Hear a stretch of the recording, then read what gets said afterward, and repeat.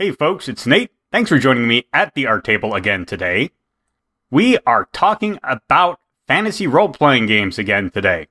I haven't done this for a while, but I was inspired to do this video because a lot of people are asking questions about how useful it is in tabletop role-playing games to have races that are inherently evil.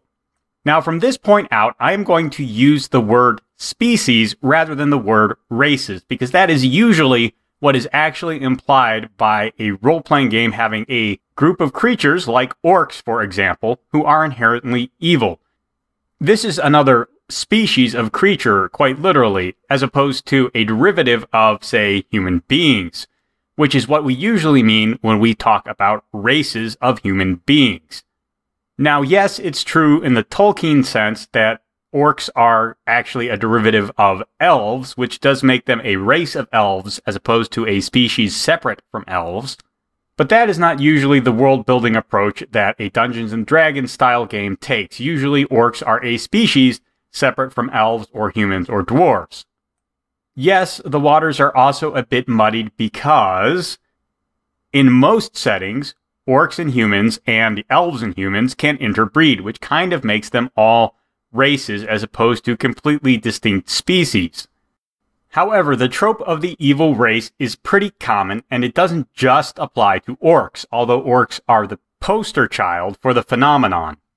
The arguments I am going to make can easily apply to any other group of creature that the lore depicts as inherently evil, regardless of whether it can breed with other species of creatures in its world or not. As a secondary note, let me just say that, as a Christian, I tend to believe that people are in fact inherently evil and inherently good, but the inherent evil nature of human beings is stronger than the inherent good nature. As such, it actually doesn't make a lot of sense to me, philosophically, to have people begin the game with a good alignment at all. I would expect all creatures in Dungeons & Dragons to begin with an alignment of neutral or evil, and only be able to move to good after considerable roleplay and considerable conscious decisions on the part of the players and the characters to take good actions, showing that they are cultivating their good nature and allowing it to become stronger than their evil nature. But at the same time, I recognize that it may be appealing for players to simply begin with characters they say have already gone through all that character development and growth and are now just good aligned characters. Well and good. The glory of tabletop role-playing games is people can play them in a wide variety of ways, and they are not beholden to reality or even believability in a fantasy world. So what are the benefits to storytelling of having intrinsically evil species in your world? Well, the biggest advantage it offers is simplicity in this aspect of your storytelling. Not every story needs a great emphasis on the moral calculus of a situation. One of the grim realities of storytelling is you only have so much time to discuss the aspects of your story. And if the complex interplay of good and evil is not really something you want to zero down into, having groups of people who are intrinsically evil can simplify that aspect of the storytelling. It's not a great shortcut.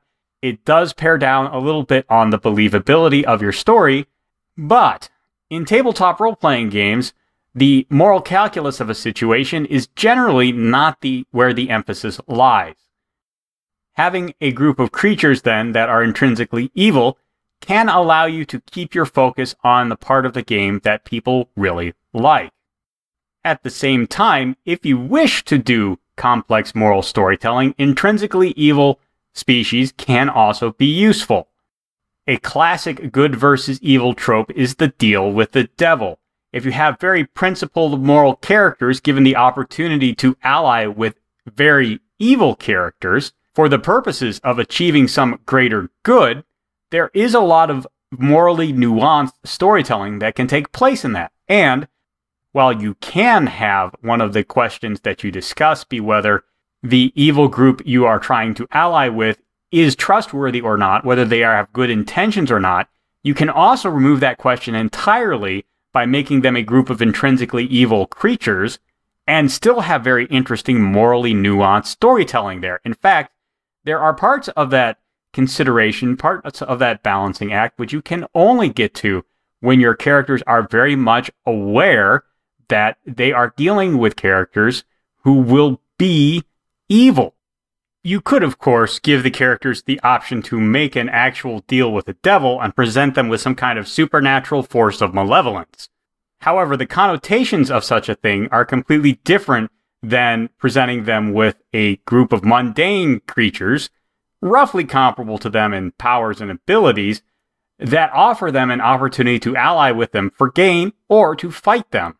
There is no reason to close off this second avenue to yourself simply because the first one exists. An inherently evil species also grants you the opportunity to tell stories about evil behavior that you could not tell otherwise. You can examine the differences between the evil behaviors of evil individuals of species that are not inherently evil, and the species-wide evils of a species that is tainted by evil down to its very core. There's a lot of interesting aspects to that you could examine, I think. And you could not examine them if you do not allow species in your world to be inherently evil. Finally, if your world has species that are inherently evil to it, we get to explore the reactions of more morally nuanced characters to absolute evil. Will they view it as an opportunity to be just as debased and vile as the evils they confront? Or will they attempt to rise above it? How they respond to absolute, irredeemable evil is an interesting question, especially if a player refuses to accept the premise that the species can be inherently evil and tries to deal with it as if it has the same moral nuance as everyone else. That is an interesting hurdle to overcome. What kind of risks are they willing to take?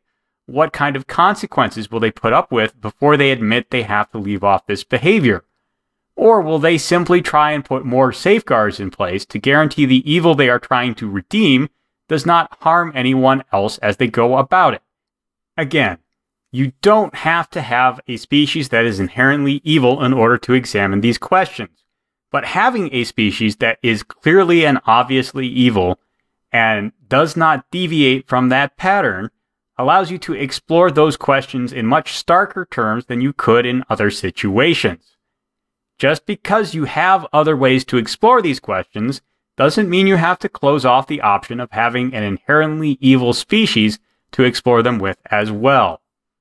So whether it be orcs or mind flayers or beholders or any other species of creature that your role-playing game dictates be absolutely evil, don't be afraid of that. Ask yourselves what kind of stories you can actually tell on that premise, and then ask yourselves, is that what I want to tell or not? If it's not, you don't have to use that species in your game.